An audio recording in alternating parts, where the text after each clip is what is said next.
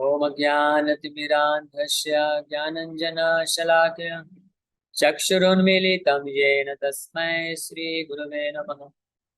नमो विष्णुपादाय कृष्णप्रेष्ठाय भूतले श्रीमते भक्तिवेदान्तस्वामिनिति नामिने। नमस्ते सारस्वतीदेवे गौरवाणी प्रचारिणे निर्विशेष शून्यवादी पाश्चात्यदेशतारिणे।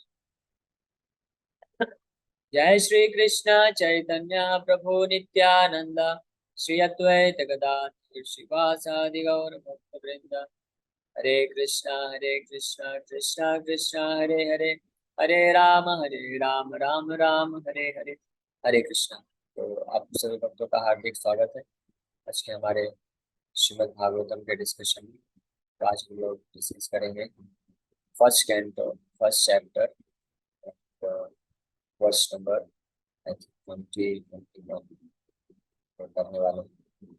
हाँ, 20 नंबर श्लोक ये कल हम लोग चर्चा कर रहे थे कि इसके पूर्व तो 8-10 श्लोकों में शौनक आदि ऋषि जो है, शौनक ऋषि जो है सूत गोस्वामी को बता रहे हैं भगवान की दिव्य लीलाओं के कथा का क्या प्रभाव पड़ता है, बहुत ऑस्पिशियस होता है, हृदय के कल्मश को नष्ट कर देता है।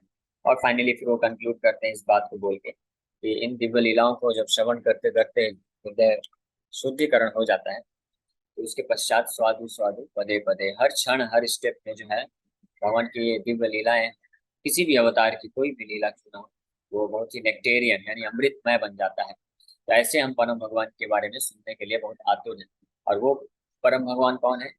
जो सह रामेण केशवा। तो कल हमने इसको चर्चा किया था, कृतवान किल कर्माणि भगवान।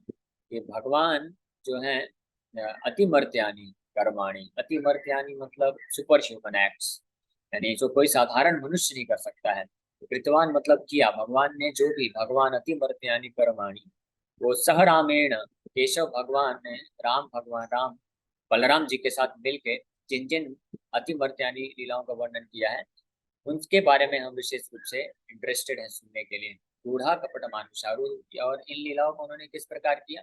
कूढ़ा मतलब अपने आप को छुपा के रखा, किसी के सामने प्रकट नहीं किया जाता। भगवान कृष्ण जब इस पृथ्वी में थे 5,000 साल पहले, तो ऐसा नहीं कि हर कोई उनको परम भगवान के रूप में जान पाया, क्योंकि भगवान अपने आप को छुपा के रखे।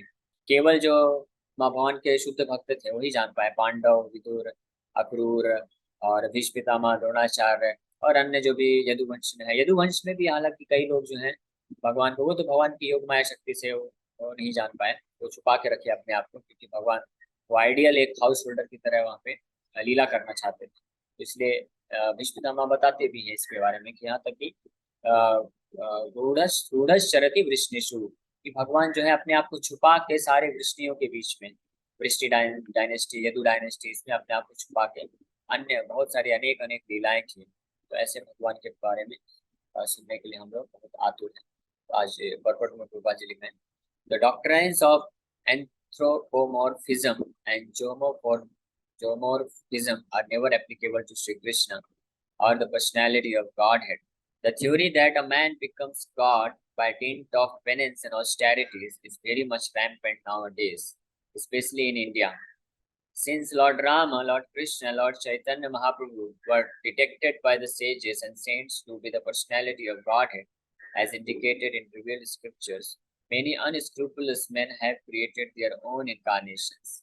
This process of concocting an incarnation of God has become an ordinary business, especially in Bengal. Any popular personality with a few traits of mystic powers will display some feat of jugglery and easily become an incarnation of Godhead by popular vote.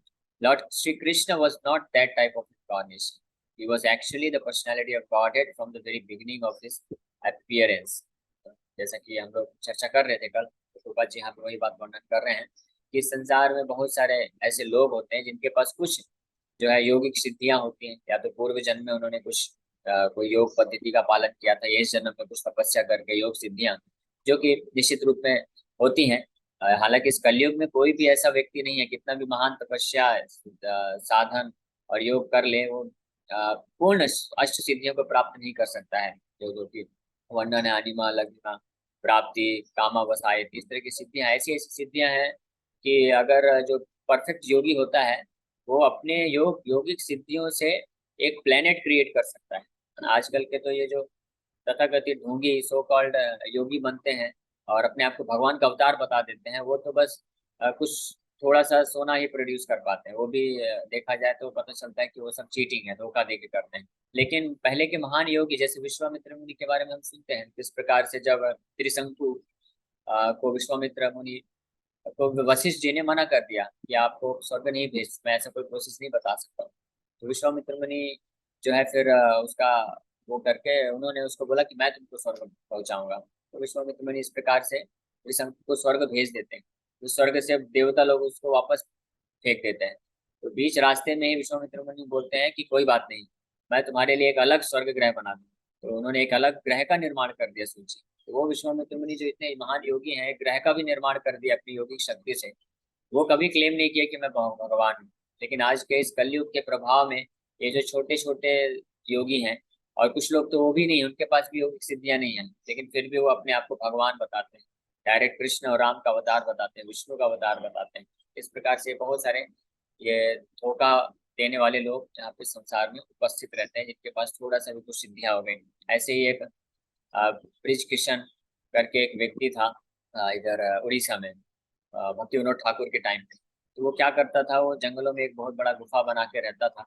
तो उसी को राजमहल अपना समझता था और बोलता था कि मैं महाविष्णु का अवतार हूँ। और उसका फायदा उठा के वो बहुत सारे स्त्रियों के साथ रासलीला करता था, ये सारी चीजें करता था। तो जब भक्ति विनोद ठाकुर को पता चला तो वो उसको तुरंत गिरफ्तार करने के लिए आ गए, क्योंकि भक्ति विनोद ठाकुर तो डिस्ट्रिक्ट मजिस्ट्रेट थे। तो अपना पुलिस फोर्स लेके आए और उसको गिरफ्तार भी कर लिया। लेकिन उस योगी के अंदर इतनी सिद्धियां थी, कुछ तो सिद्धियां थी। उसने क्या किया, भक्ति विनोद ठाकुर और उनके सारे परिवार सहित सबको जो है पैरालाइज कर दिया। किसी को बुखार हो रहा है, किसी को डॉक्टर हेडेक हो रहा है, कोई भक्ति विनोद ठाकुर खुद भी जब जिस दिन जजमेंट दे रहे थे तो अपने हाथ से लिख नहीं पा रहे थे।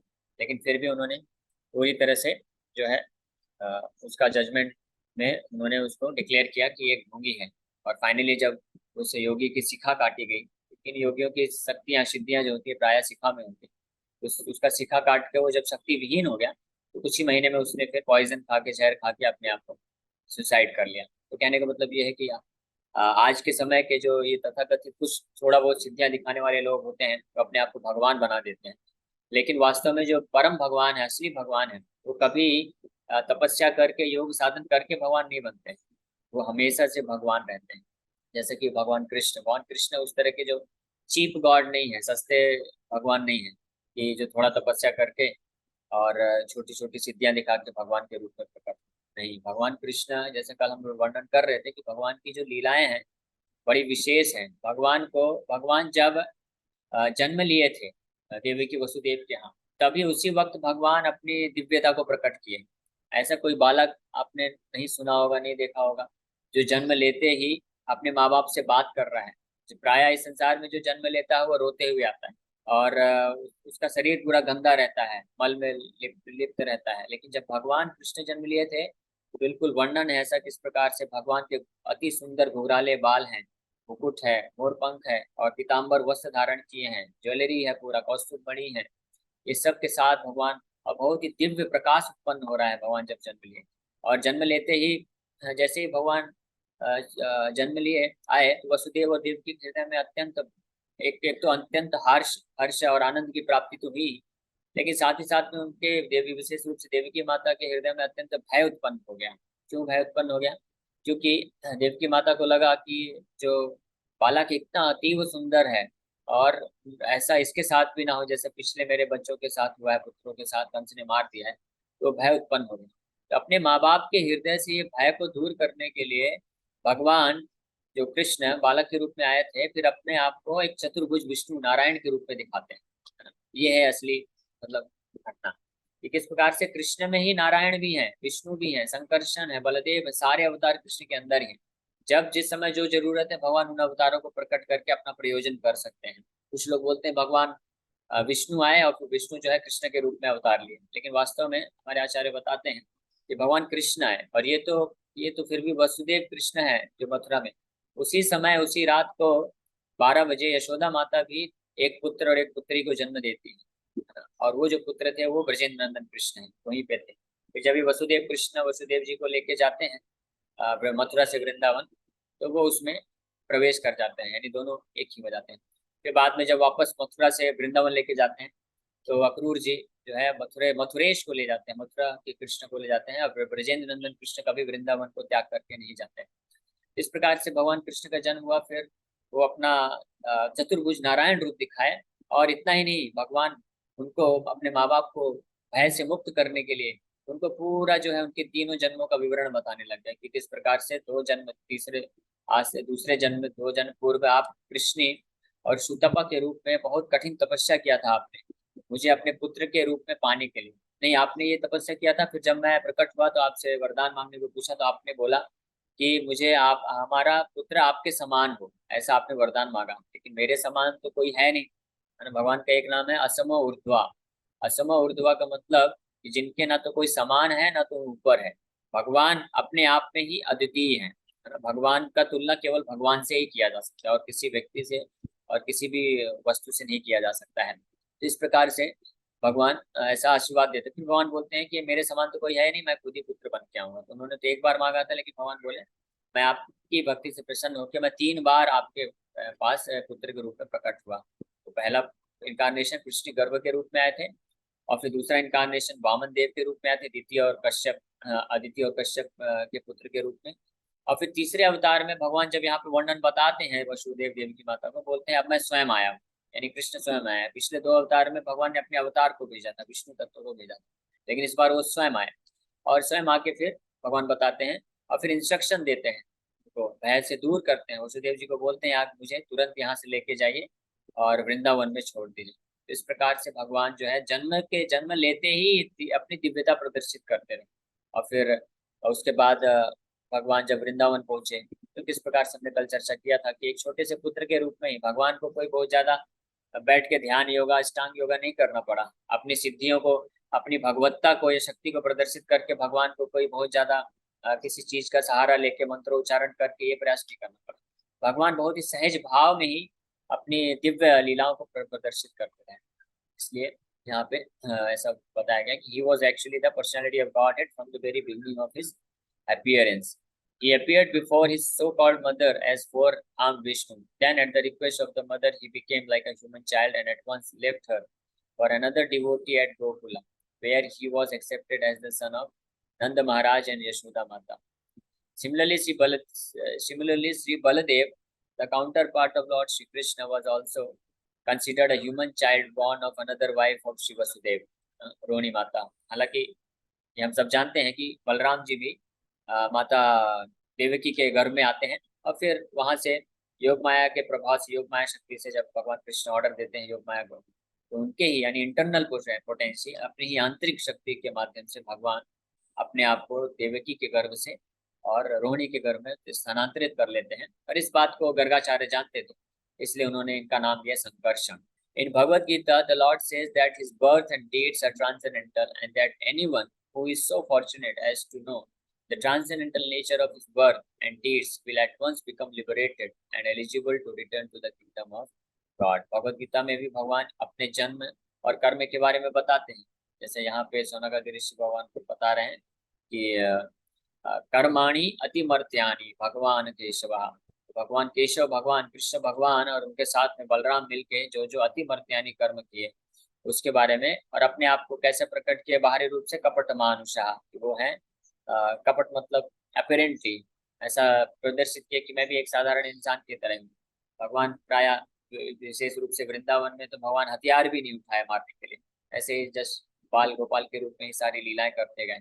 तो ये जो, लेकिन इसके बावजूद भी भगवान के ये जो दिव्य जन्म है, उनका जो कर्म है, ये सब क्या ट्रांसेंडेंटल है, दिव्य है। इस बात की पुष्टि भगवान गीता में करते हैं, बोलते हैं जन्म कर्म च मे दिव्यम एवं जो विति तत्वतः। मेरे जन्म और कर्म को जो तत्वतः जानता है, तत्व से जानता है। तत्व से जानने का मतलब क्या है कि ये जानता है कोई व्यक्ति कि ये कोई साधारण भौतिक बंधन के कारण नहीं उत्पन्न हुए हैं, भगवान के जो जन्म और कर्म। हम इस संसार में जो हमारा जन्म होता है या हमारे जो कर्म होते हैं, कर्म भी या तो कई प्रकार से होते हैं। थिंकिंग, फीलिंग, विलिंग मन के कार्य होते हैं। बुद्धि का कार्य होता है प्लानिंग, डिस्क्रिमिनेशन एंड डिसीजन, यानी कुछ विश्लेषण करके उस पर डिसीजन देना, ज्ञान, उपदेश और उस पर प्लानिंग करना, ये बुद्धि का कार्य होता है। फिर इंद्रियों के कार्य तो आप सब जानते हैं, हाथ पैर आँख कान नाक मुंह, त्वचा और ये पूरा शरीर। तो इस तरह से कोई भी कार्य है मन, बुद्धि, इंद्रियां और शरीर के द्वारा, ये सब के सब कार्य जब इस भौतिक संसार में कोई बद्धजीव करता है तो उसके पीछे कोई ना कोई तीन मोड्स ऑफ मटेरियल नेचर का फोर्स होता है, यानी भौतिक जगत के तीन गुणों का प्रभाव में करता है। या तो वो सतोगुण में करेगा, या तो रजोगुण में करेगा, या तो तमोगुण में करेगा, या इनका मिक्सचर होता है, कॉम्बिनेशन होता है। ये 70% सतोगुण में किया, 30% रजोगुण में किया, या 50% तमोगुण रजोगुण में किया, ऐसे ऐसे मिक्सचर में होके तो जिस समय जो जिस अवस्था में जो व्यक्ति जिस मोड्स ऑफ मटेरियल नेचर में होता है, जिस गुणों के प्रभाव में होता है, वो ऐसे एक्शन परफॉर्म करना ही पड़ता है उसको। विवशः प्रकृते क्रियमाणानि गुणे कर्माणि सर्वशः अहंकार विगुणात्मा कर्ताहम इति मन्यते। कि प्रकृति के तीन गुणों के प्रभाव में आके हर व्यक्ति इस संसार में कार्य करता है, चाहे मन, बुद्धि, इंद्रियां और शरीर के द्वारा हो। लेकिन अहंकार होने के कारण, यानी अहंकार का मतलब है कि अपनी गलत पहचान, अपने बारे में सही पहचान ना होने के कारण, फॉल्स ईगो के कारण व्यक्ति सोचता है कि मैं कार्य कर रहा हूँ, बट वास्तव में तीन गुण में मोड में रहने के कारण ही वो इस प्रकार के कार्य करता है। लेकिन भगवान जब इस भौतिक संसार में आते हैं तो दिखने में लगता है कि भगवान जो है भी हमारे जैसे ही कार्य कर रहे हैं, लेकिन वास्तव में भगवान वैसे कार्य नहीं करते हैं। भगवान अपने ही खुद की शक्ति से कार्य करते हैं। उनको अलग से कोई कार्य कराने के लिए खींचने वाला कोई फोर्स नहीं है, जैसे इस संसार में है तीन गुण उसको खींचते हैं तो उस प्रकार से कार्य करता है। ये है भगवान की दिव्य स्थिति। इस चीज को जानना, इसको बोलते हैं तत्वतः जानना। भगवान तीन गुणों से पूरी तरह से परे हैं। इसलिए इस संसार के जो तथाकथित नैतिक मूल्य हैं या मोरल प्रिंसिपल्स है, वो भगवान पे अप्लाई नहीं किए जा सकते, है ना? क्यों? क्योंकि संसार में नैतिक मूल्यों का मतलब क्या होता है कि अगर कोई रजोगुण और तमोगुण के प्रभाव में आके कार्य करता है तो वो अनैतिक कार्य करता है, और अगर कोई सतोगुण में कार्य करता है तो वो सात्विक होता है और वो नैतिक मूल्यों के आधार पर कार्य कर रहा है। लेकिन भगवान के जो कार्य होते हैं ना तो रजोगुण, तमोगुण, सतोगुण होते हैं, बल्कि शुद्ध सत्वों में होते हैं, ट्रांसेंडेंटल मोड में होते हैं। इसलिए भगवान के जो हर तरह के दिव्य कार्य हैं, कर्म हैं, वो सब अपनी दिव्य स्थिति पे ही रहते हैं, या उनको बोल सकते हैं ट्रांसेंडेंटल मोरालिटी पे कार्य करते हैं भगवान, यानी दिव्य नैतिकता पे कार्य करते हैं। और भगवान के हर कार्य जो है दिव्य नैतिकता के प्रिंसिपल को फॉलो करते हैं। जो व्यक्ति इस संसार में भ्रमित रहते हैं, जो खुद तीन गुणों में फंसे हुए रहते हैं, तो वो इस बात को नहीं पहचान पाते हैं कि भगवान के कार्य और हमारे कार्य करने में अंतर है। वो सोचते हैं कि भगवान भी हमारे जैसे बद्ध जीव होकर कार्य करते हैं। इसलिए कई बार ऐसे तथाकथित नेता लोग होते हैं या तथाकथित विद्वान होते हैं जो शास्त्रों को केवल ऊपर ऊपर से पढ़े हुए रहते हैं, तो वो लोग कई बार भगवान की दिव्य लीलाओं को न समझ पाने के कारण वो बोलते हैं कि भगवान जो है ये रजोगुण तमोगुण में कार्य किए, ये अनैतिक है, इस लीला को हम नहीं मानते हैं, है ना? जैसे मैं बताया था आपको, ये एक बहुत परम विख्यात नेता हुए जो बोलते हैं कि मैं राम भगवान के चरित्र को तो मानता हूँ, भगवान राम को मैं भगवान मानता हूँ, लेकिन कृष्ण को नहीं मानता। क्यों? क्योंकि उनका जो अ, विचारधारा है, उनका कुछ एक नैतिकता का बॉक्स है, उस नैतिकता के बॉक्स में भगवान कृष्ण की लीलाएं फिट नहीं बैठती, इसलिए वो बोलते हैं कि हम कृष्ण को नहीं मानते। राम भगवान, हाँ, राम भगवान बहुत अच्छे हैं क्योंकि एक पत्नी व्रत है, और भगवान राम ने पूर्ण रूप से हर तरह के अपने पिताजी का आज्ञा पालन करा। और कृष्ण ने क्या किया? कृष्ण तो इतने सारे गोपियों के साथ राज किए और अपने ही माँ बाप को छोड़ के चले गए मथुरा, और फिर इस प्रकार से बहुत सारे इस तरह से वो होते हैं। तो ये होता है, इसको बोलते हैं अर्ध कुकुट न्याय बोला जाता है, कि अपने जैसा एक भगवान के नर बुद्धि के रूप में देखना, जो पिछले श्लोक में शौनकादि ऋषि बोल रहे हैं, बूढ़ा कपट मानुषः। इस प्रकार से अपने आप को छुपा के रखते हैं भगवान, इसकी सब कोई समझ नहीं पाते। तो भगवान की इन दिव्य लीलाओं को जो कोई व्यक्ति भगवान बोलते हैं कि इस प्रकार से जन्म कर्म क्षमे दिव्यम, मेरे जन्म और कर्म को जो व्यक्ति ये समझ जाता है तत्वतः कि मेरा जन्म और कर्म दिव्य है, इस बात को समझ जाता है, तो त्यक्त्वा देहम पुनर्जन्म नयति मामेति सो अर्जुनम, ऐसा व्यक्ति भी दिव्य स्थिति को प्राप्त कर लेता है। ये है प्रभाव। और जो भगवान के दिव्य लीलाओं को, दिव्य कार्यों को भौतिक समझता है, वो व्यक्ति भी भौतिकता में फंस जाता है और तमोगुण में चला जाता है। तो इसलिए हम लोग प्रयास कर रहे हैं, ये शौनकादि ऋषि लोग जो यहाँ पे सूत गोस्वामी को बहुत अत्यंत अनुरोध करके भगवान की इन दिव्य लीलाओं का वर्णन प्रामाणिक रूप से करने के लिए कर रहे हैं, ताकि हम इसका फायदा उठा के हम भी भगवान के जो ट्रांसेंडेंटल नेचर है, यानी दिव्य स्थिति है उनके जन्म की और उनके कार्यों की, उसको समझ सके और हम इस संसार से मुक्त हो सके। यही जो है सबसे सहज उपाय है, तरीका है कि भगवान कृष्ण के बारे में दिव्य लीलाओं का प्रामाणिक रूप से अगर हम श्रवण करेंगे तो हम भी जो है दिव्य लीलाओं के कथाओं के संपर्क में आके हम भी इस संसार से मुक्त हो सकते हैं, दिव्य स्थिति को प्राप्त कर सकते हैं। In the Bhagavatam the transcendental nature of the Lord is described in 9 cantos, and in the 10th canto his specific pastimes are taken up. All this becomes known as once reading of this literature progresses. It is important to note here, however, that the Lord exhibited his divinity even from the lap of his mother, that his deeds are all superhuman. He lifted Govardhan Hill at the age of 7, and at the that all these acts definitely prove him to be actually the supreme personality of Godhead. तो भगवान इस प्रकार से भगवान की समस्त लीलाओं का वर्णन बहुत अच्छे से 10th कैंटो में किया गया है, 10वें स्कंद में। लेकिन उसके पूर्व जो भी भक्त बड़े विनम्रता से श्रद्धा पूर्वक भगवान के दिव्य स्थिति को समझता है, फर्स्ट 9 कैंटोस को अच्छे से पढ़ के उसको जब तत्वतः जान जाता है, दिव्य रूप में जान जाता है, तब उसको भगवान के 10वें स्कंद में दिए हुए सारी लीलाओं को श्रवण करने का पूर्ण लाभ प्राप्त हो। और अगर कोई व्यक्ति जन्म कर्म च में दिव्यम योगम योगेति तत्वतः, कि जन्म कर्म भगवान के दिव्य हैं, इस चीज को नहीं समझ पाता है, तो भले ही वो कितने ही भगवान कृष्ण की लीलाओं को श्रवण कर ले, उसको पूर्ण लाभ नहीं प्राप्त होगा। ज्यादा से ज्यादा उसको ये लाभ प्राप्त हो सकता है कि उसको कुछ पुण्य मिलेगा, जो कि निश्चित रूप में मिलता है। श्रृण्वताम सुकथा कृष्ण पुण्य श्रवण कीर्तनम। अगर कोई भगवान को तत्वता नहीं भी जानता है, लेकिन अगर भगवान के बारे में सुनता है, तो उसको पुण्य अर्जन होता है। फिर पुण्य से इस भौतिक जगत में उसका ऐश्वर्य और ये सब सुख समृद्धि बढ़ता है, बट वो इस भौतिक जगत में फंसा रह जाएगा जब तक भगवान को तत्वता नहीं जानेगा। लेकिन इसमें भी एक रिस्क रहता है कि अगर भगवान को कोई तत्वतः किसी प्रामाणिक भक्त के द्वारा श्रवण करके नहीं समझा है, तो एक रिस्क ये रह सकता है कि अगर वो भगवान के दिव्य लीलाओं को केवल सुनता है 10वें स्कंद से, लेकिन कोई अप्रामाणिक व्यक्ति है, अवैष्णव है, अवैष्णव मुखोत्कीर्णम पूतम हरिकथामृतम सर्वोच्चिष्ट यथापय, ये श्रील सनातन गोस्वामी बताते हैं कि वो फिर विष के समान भी कार्य कर सकता है, और ऐसे व्यक्ति को संसार से मुक्त करने की बजाय बल्कि और उसको घोर तमोगुण में जा भेज सकता है। इसलिए बहुत जरूरी यहाँ पे प्रभुपाद जी लिख रहे हैं कि व्यक्ति को प्रोग्रेसिव मैनर में इस भागवतम को आश्रय लेते हुए कैंटो बाई कैंटो पढ़ते हुए आगे बढ़ना चाहिए। Yet due to his mystic covering, he was always accepted as an ordinary human child by his so-called father and mother and other relatives. Whenever some Herculean task was performed by him, the father and mother took it otherwise, and they remained satisfied with unflinching parental love for their son. As such, the sages of Naimisharanya describe him as apparently resembling a human being, but actually he is the supreme almighty personality of Godhead.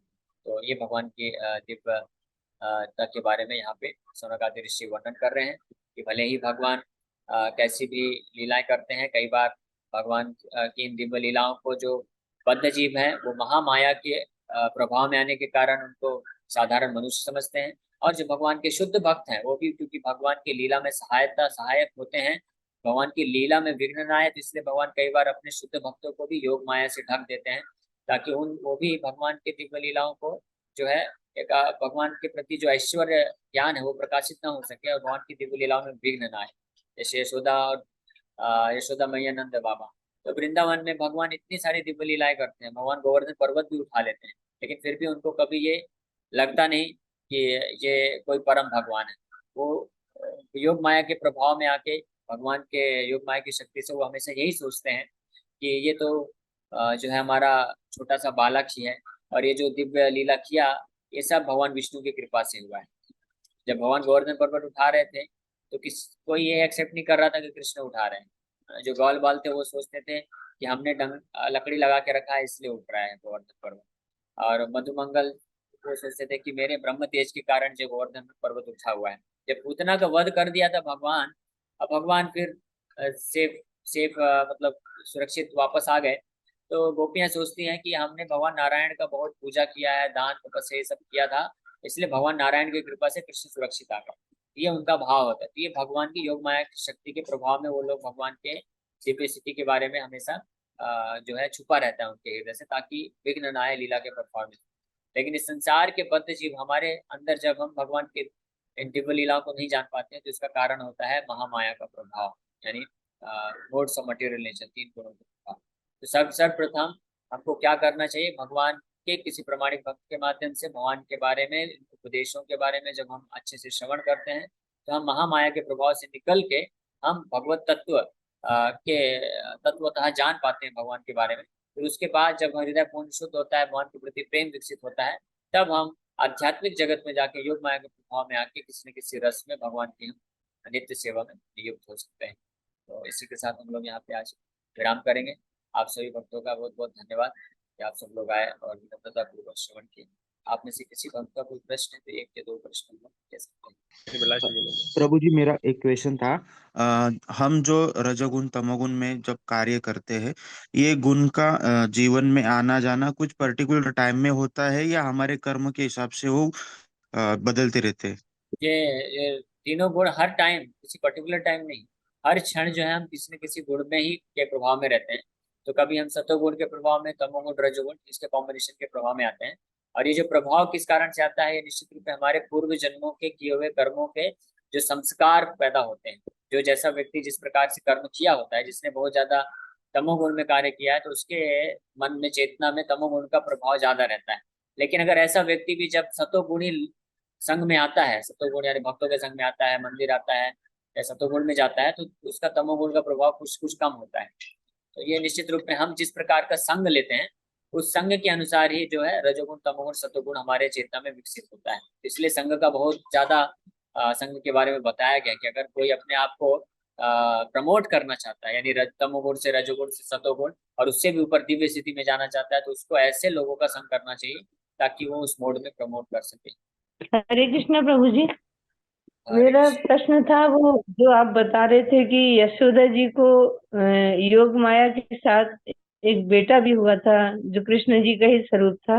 वो हमने हाँ पहली बार सुना है, तो मुझे थोड़ा उसके हाँ, बारे में डाउट था। इसको, हाँ इसके बारे में 10th कैंटो है भागवतम में, जहाँ पे आप पढ़ सकती हैं कि जब सुखदेव गोस्वामी वर्णन करते हैं कि वसुदेव जी कृष्ण को लेके जाते हैं, तो वहां पे वर्णन आया है कि यशोदा मैया के एक यहाँ पुत्री जन्म लेती है। तो वहां पे ऐसा वर्णन है कि वो जो पुत्री है वो कृष्ण की जो है छोटी बहन के रूप में आती है। तो बहन के रूप में तो तब आएंगे ना जब एक ही माँ से जन्म होगा। तो इसलिए हमारे आचार्य जीव गोस्वामी विशेष रूप से इस पर टीका करते हुए बताते हैं कि वहां पे भगवान कृष्ण और पुत्री जो दुर्गा देवी है वो साथ साथ वो लोग प्रकट हुए थे, इसलिए वो भाई बहन बनेंगे। एक तो ये प्रमाण है। और भी अन्य फिर पुराणों पुराणों में प्रमाण मिलता है, क्योंकि भागवत पुराण में सुखदेव गोस्वामी जो है कथा को संक्षिप्त रूप में प्रस्तुत करते हैं। तो अन्य पुराणों में फिर भगवान की अलग अलग लीलाओं के बारे में विस्तार से वर्णन प्रभु किया जी है। आवाज कट रही है आपकी। प्रभु जी आपकी आवाज नहीं आई थी। नहीं आई? शुरू से नहीं आया क्या? तो मैं ये बता रहा था कि 10th कैंटो भागवतम में जब वसुदेव जी कृष्ण को लेके जाते हैं माता उनके यशोदा माता के घर पे, तब वहां पे ये वर्णन है कि जो पुत्री थी वो भगवान की बहन के रूप में स्वीकार किया गया है। तो बहन तो तब होगी ना जब एक ही माँ से पैदा होंगे। इसलिए बहन, इससे जीव गोस्वामी इस पे टीका लिखते हुए बोलते हैं कि वहां पे कृष्ण श्याम सुंदर भी प्रकट हुए। लास्ट क्वेश्चन अंकिता माता जी। हरे कृष्णा प्रभु जी। प्रभु जी, एक्चुअली दो क्वेश्चन थे पर एक ही पूछती हूँ मैं भी कि नारायण जी के स्वरूप में वो मेरे हस्बैंड बोलते हैं कि नारायण से कृष्ण आए। तो मेरा तर्क था कि मैंने गीता में सुना है जब वो नॉर्मली प्रकट होके बोलते हैं मुझसे ही सारे स्वरूप आए हैं, तो मैंने ये तर्क दिया। और क्या तर्क दे सकते हैं ये पूछना था प्रभु जी। तो पहली बात तो हम लोग जैसे धीरे धीरे बढ़ेंगे भागवत में तो इस बात की पुष्टि होती जाएगी। लेकिन हालांकि इसमें कोई ज्यादा डिफरेंस नहीं है, कृष्ण से नारायण आए या नारायण से कृष्ण आए, दोनों एक ही हैं, दोनों सेम व्यक्ति हैं। भगवान अद्वैतम अच्युतम अनादिम अनंत रूपम। भगवान भले अलग अलग रूप लेते हैं लेकिन वो सेम भगवान है। तो इससे कोई ज्यादा फर्क नहीं पड़ता कि अगर कोई सोचता है कि कृष्ण से नारायण आए हैं या नारायण से कृष्ण आए हैं। तो मेन चीज है कि हम भगवान की भक्ति करें। और रही बात, मैं कल वैसे थोड़ा वर्णन किया था इसके बारे में कि हम देखते हैं कृष्ण की कई लीलाएं हैं जिसमें कृष्ण अपने आप को भगवान विष्णु के रूप में जो है प्रदर्शित करते हैं। लेकिन ऐसा अभी तक कोई लीला ऐसा नहीं आता जिसमें विष्णु जो है कृष्ण के रूप में आके। और दूसरा हम ये भी श्रवण करते हैं कि भगवान नारायण के 60 गुण हैं और कृष्ण के पास 4 एक्स्ट्रा हैं, 64 गुण हैं। तो कृष्ण, इसलिए कृष्ण का नाम ही है पूर्ण पुरुषोत्तम भगवान के रूप में जानते हैं, षडैश्वर्य पूर्ण पुरुषोत्तम भगवान। ठीक है, तो यहीं पे समय हो गया है। आप सभी भक्तों को बहुत बहुत धन्यवाद।